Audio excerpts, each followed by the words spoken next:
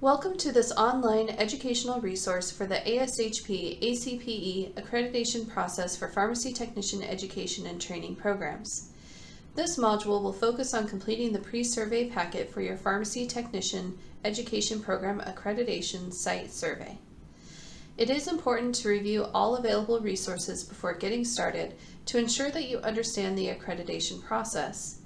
This presentation will include tools and best practices for completing the first portion of the pre-survey packet for an accreditation visit. First, we'll review the purpose of the pre-survey packet. Then we'll provide guidance for completing the pre-survey questionnaire and curriculum crosswalk. Finally, I will discuss the next steps following completion of the pre-survey packet.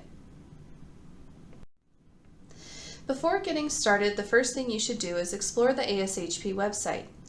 The website may look different in the future than the image on this slide, but the same information will always be available.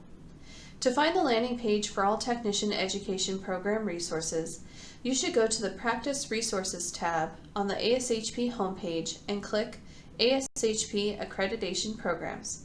Then select Pharmacy Technician Training Accreditation from the menu on the right. Here is another way to access the landing page for all technician education program resources. The ASHP website may look different in the future than the image on this slide, but the same information will always be available. Go to the Professional Development tab on the ASHP homepage and click Technician Information. Then select Technician Education and Training Accreditation below the menu on the right. When you first receive contact from your lead surveyor, they will ask you several questions about your program prior to officially scheduling your on-site survey. It is important to be honest and transparent about the current state of your program. This will ensure that you are prepared once the on-site survey day arrives. Think of your lead surveyor as a resource for both you and your program. They should act as your primary source of contact for questions leading up to the site survey. These lead surveyors have a wealth of experience and knowledge related to technician education programs and are available to guide you through the process.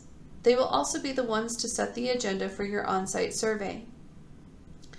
Generally, your lead surveyor will send you the pre-survey packet via email to get you started once your survey is scheduled. You can also download the pre-survey questionnaire from the ASHP website. This can currently be found by navigating to the Technician Program Accreditation page and then clicking Preparing for an Accreditation Survey. The pre-survey questionnaire and self-assessment checklist will be the first document linked on this page. You will also receive the pre-survey packet directly from the ASHP Accreditation Services office. Prior to your on-site survey, you will receive a pre-survey packet to be filled out with information about your program. Your assigned lead surveyor can act as a key resource for you as you prepare to fill out the pre-survey. Beyond your lead surveyor, there are many resources available online to help you through this process. On the Technician Program Accreditation page on the ASHP website that was referenced earlier, access the Accreditation Standards, Regulations, and Other Tools page. Here you will find several items that have been developed by ASHP staff. The model curriculum includes specific ways that each individual standard item can be fulfilled. The curriculum crosswalk is a blank fillable document in which you can input the details from your pharmacy technician education program curriculum, map the details, including time to teach different key elements in each area of learning, to the accreditation standards, and identify any gaps. The completed curriculum crosswalk is a mandatory element of the pre-survey packet submission and should be included as an appendix. There are also several informational videos on certain commonly cited standards, such as developing a strategic plan and successfully managing an advisory committee and documenting its activities. This page contains sample forms that can be used to guide documentation of your program's activities, including a sample strategic plan and sample academic and professional record. Lastly, and most importantly, on this page you will find the Standards Guidance document. This document includes specific recommendations, details, and best practices for meeting each individual accreditation standard. The guidance document is revised on an ongoing basis and can help prepare you for your survey. It's similar to a teacher's edition for the standards. As mentioned previously, your lead surveyor will send you the pre-survey packet via email to get you started once your survey is scheduled. The pre-survey packet contains 3 key portions that must be completed and submitted prior to your on-site survey date. These are the pre-survey questionnaire, the curriculum crosswalk, and the appendices. During this session, we will discuss the pre-survey questionnaire and the curriculum crosswalk. The appendices will be discussed in the next video of this series. Let's start with the pre-survey questionnaire. To find the pre-survey questionnaire, you should go to the main Pharmacy Technician Training Accreditation page. Once there, locate the Prepping for an Accreditation survey link that is halfway down and on the left. This section of the website contains the forms needed to prepare for your accreditation survey. The pre-survey questionnaire is the first item listed on this page. The website may look different in the future than the image on this slide, but the same information will always be available. When it comes time to fill out the pre-survey questionnaire, there are a few key things that are important to keep in mind. Firstly, it is critical that you are honest and critically assess the status of your program. The questionnaire should be used as a self-assessment of the program. Do not just mark every single item as compliant. Do your best to assess each item individually and as objectively as possible. It can be useful to include details about why you have scored each item the way you have. This can provide insight to the surveyor and can be useful in guiding future program development. An honest assessment makes for a more educational review and makes for a better learning experience during the survey. Here we show an example excerpt from the pre-survey questionnaire. This shows 2 items from Standard 7. Each individual item will have its own row with scoring options to the right of FC for fully compliant, PC for partially compliant, NC for non-compliant, or NA for not applicable. You should select one of these options for each standard element. I will review what these scoring options mean on our next slide. At the bottom of this section of the grid, you will also see that this standard requires that documentation be submitted within the appendix. For these items, a copy of the current strategic plan for the program should be included. The questionnaire will also note the number that should be assigned to this document in the appendix. In this case, it should be Appendix 7A. Please do not reorganize, reorder, or rename the items in the appendices. To make sure the appendices line up correctly, please keep them in the order in which the pre-survey questionnaire lists. Be sure to label each appendix document correctly to ensure that the surveyors are able to find all necessary documentation.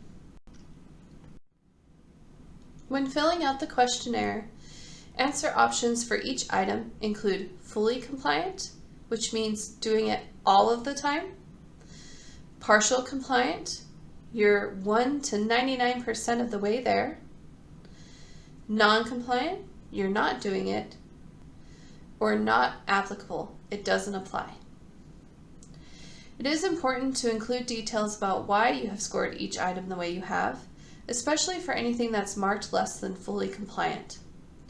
This will provide insight to the surveyor and can be useful in guiding future program development. It is very important to be honest about the current state of your program and to describe your reasoning for your scoring. As mentioned previously, the pre-survey packet contains 3 key portions that must be completed and submitted prior to your on-site survey date. These are the pre-survey questionnaire, the curriculum crosswalk, and the appendices. The appendices will be discussed in the next video of this series. Let's now discuss the curriculum crosswalk. To find the curriculum crosswalk, you should go to the main Pharmacy Technician Training Accreditation page. Once there, locate the Accreditation Standards, Regulations, and Other Tools link that is a third of the way down and on the right. This section of the website contains many tools for seeking accreditation for your program. The curriculum crosswalk is about halfway down the page and is located under the heading Accreditation Tools, and it is the third item listed on the page. The website may look different in the future than the image on this slide, but the same information will always be available. When it comes time to fill out the curriculum crosswalk, there are a few key things that are important to keep in mind. Firstly, it is critical that you are honest and critically assess the status of your program. An honest assessment makes for a more educational review and makes for a better learning experience during the survey. Next, be organized. Be sure to document everything in an organized, clear, and concise manner so that your lead surveyor can easily locate the required information when completing the survey. The curriculum crosswalk document is a grid with each key element listed on the left, with empty columns for didactic, simulated, and experiential to be filled out with specifics about your program. A brief description of the learning activity should be included, followed by the number of hours, broken down to no less than 15-minute intervals, that are allocated to each learning activity, and any specific information about the course in which the learning activity is located. Course names and numbers should be included as appropriate. It is not required to have items in every single column for every standard. Items should match the level of learning. For example, a standard that starts with the word describe would not necessarily be in the simulation component of the program. Bloom's taxonomy is a hierarchical framework developed by Benjamin Bloom that categorizes learning objectives and skills into 6 levels of cognitive complexity. The taxonomy begins with the lower order thinking skills of remembering and understanding, which involve recalling and comprehending information. Moving up the hierarchy, it progresses to higher order thinking skills such as applying, analyzing, evaluating, and creating.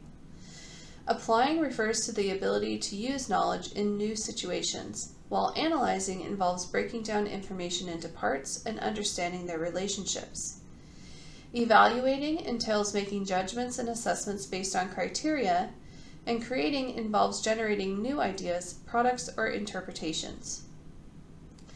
Bloom's taxonomy provides a structured approach for educators to design curriculum and assessments that promote critical thinking and intellectual growth. Your technician education and training program should utilize Bloom's taxonomy when developing the didactic, simulation, and experiential activities.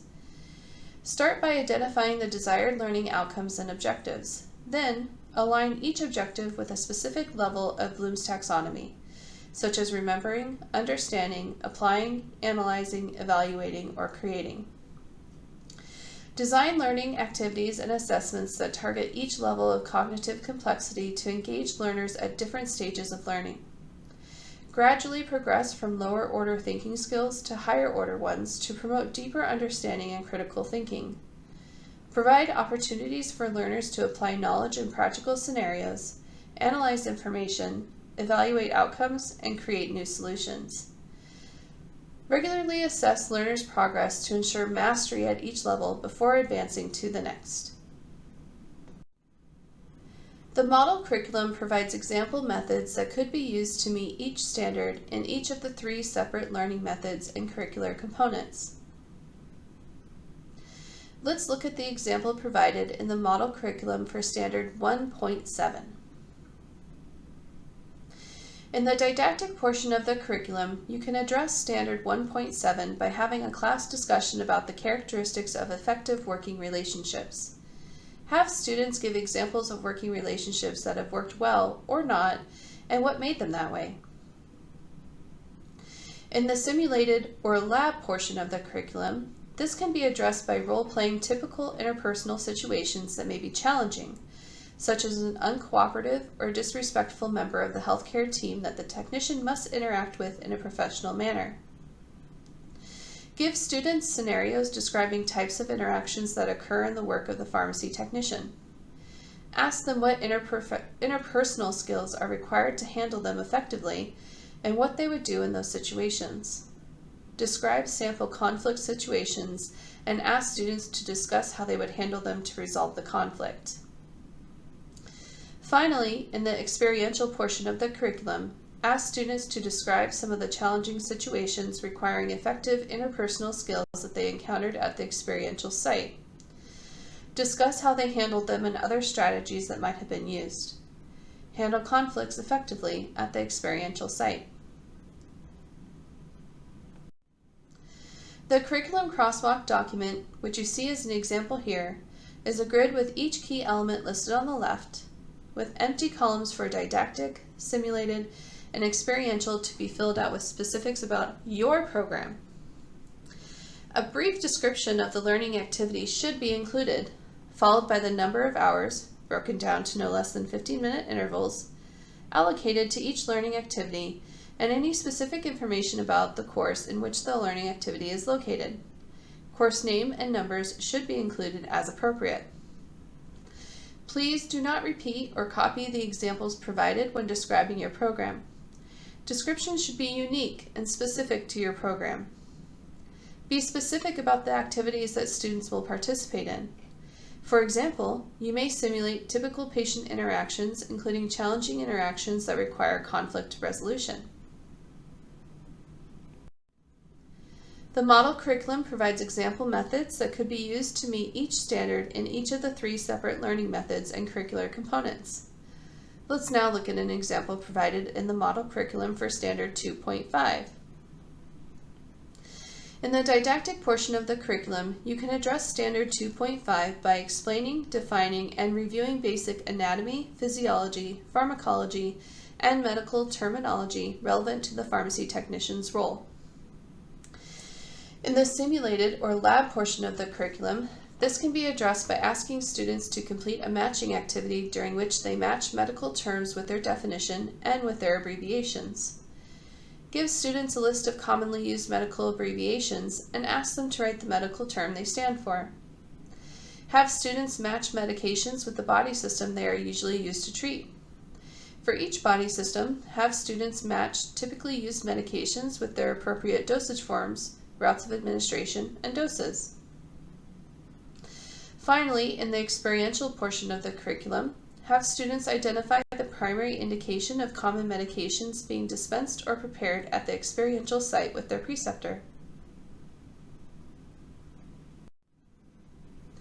The curriculum crosswalk document, which you see as an example here, is a grid with each key element listed on the left and empty columns for didactic, simulated, and experiential to be filled out with specifics about your program. A brief description of the learning activity should be included, followed by the number of hours, broken down to no less than 15-minute intervals, allocated to each learning activity, and any specific information about the course in which the learning activity is located. Course names and numbers should be included as appropriate. Please do not repeat or copy the examples provided when describing your program. Descriptions should be unique and specific to your program. Be specific about the learning activities that students will engage in. For example, when describing the didactic portion of this key element, you may discuss the ample education in all areas listed, providing a background for the body systems related to pharmacology, etc. The model curriculum provides example methods that could be used to meet each standard in each of the 3 separate learning methods and curricular components. Let's look at an example provided in the model curriculum for Standard 3.2.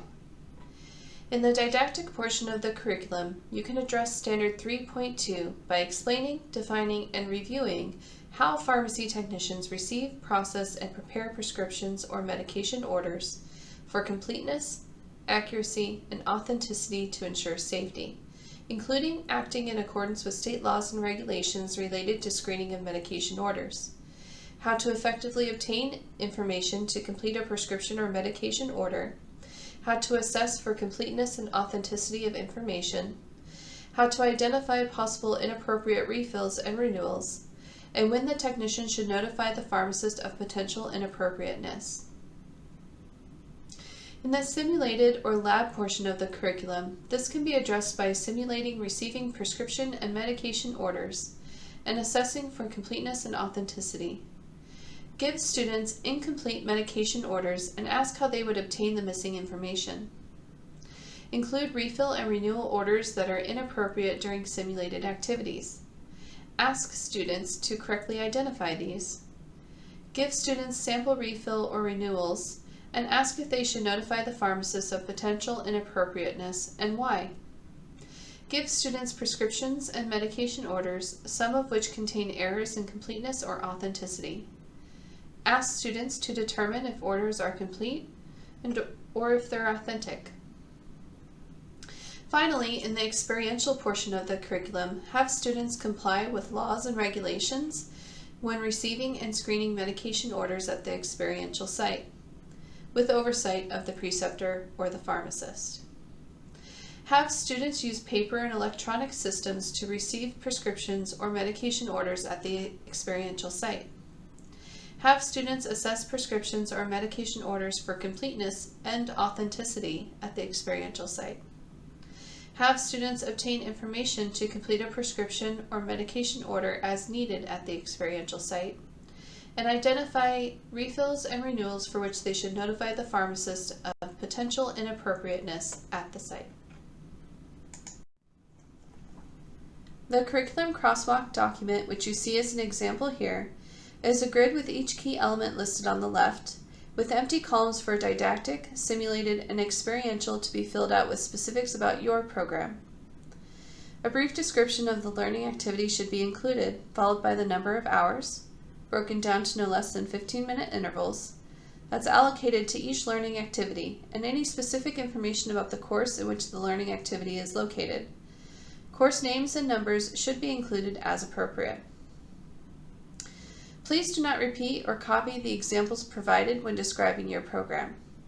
Descriptions should be unique and specific to your program. Be specific about the activities that students will participate in, and be realistic about the time required to ensure competency. For example, when describing the simulated lab and experiential experiences, you may say that your students will complete a set amount of prescription orders from start to finish. That's reading it, typing it in, filling it, and putting labels on the medication. You may also state that students will see a set amount of prescription orders that have errors and identify ways to address them. Additionally, if it is an advanced program, you could incorporate IV order simulation. The amount of time needed to complete these activities should be appropriate. For example, 15 minutes would not be sufficient time for processing prescription orders. Keep in mind that an example will be required for the appendix that is associated with the key element being described, in this case, the prescription orders. To complete the pre-survey packet, you must complete the pre-survey questionnaire, the curriculum crosswalk, and provide the related appendices in an organized, clear, and concise manner. Please consider reviewing the next video in the series on appendices for guidance on how to complete the next item for the pre-survey packet. All items completed as part of the pre-survey packet should be organized in a clear and concise manner and stored on a OneDrive or Dropbox account. The OneDrive or Dropbox account should then be shared with your lead surveyor, the practitioner surveyor, and ASD at ASHP.org, a minimum of 45 days prior to the accreditation site visit. Your lead surveyor will provide you with the practitioner surveyor information. In the time leading up to your survey, be sure to notify everyone who needs to be involved and be sure they are clear on their role on the day of the survey. Finally, your lead surveyor is your point of contact and can act as an incredible, valuable resource to answer your questions during this time. If you have any additional questions regarding this presentation, please reach out to the Accreditation Services Office via email at asd@ashp.org.